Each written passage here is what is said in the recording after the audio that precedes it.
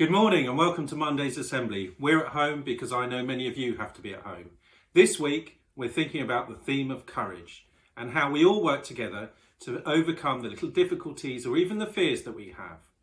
I've got Isabella here. Hello. And Thomas. Hello. We're also thinking about those really courageous people who are working in our NHS. That's the National Health Service. That's the doctors and the nurses and the staff. And some of you might have parents who are working there at the moment.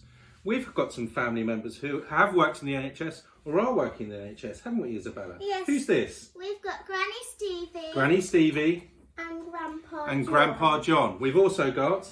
Auntie Becky. And Cousin Lola. And Cousin Lola, and they're both doctors. And I know all the staff are working incredibly hard. Anyway, follow the rest of the PowerPoint, have a look at the lovely pictures, think about how you can show real courage this week. And if your parents think you have shown real courage, then at the end of this PowerPoint, there's an email address where they can email in to tell us what you've been doing to show real courage. And we can send one person out from each of the classes a Gold Head Teachers Award. Anyway, enjoy the rest of the PowerPoint. There's a prayer at the end that you might like to say with your parents.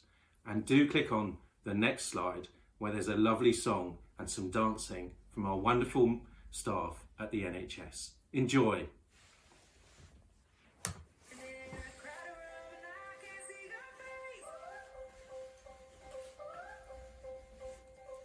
Bye.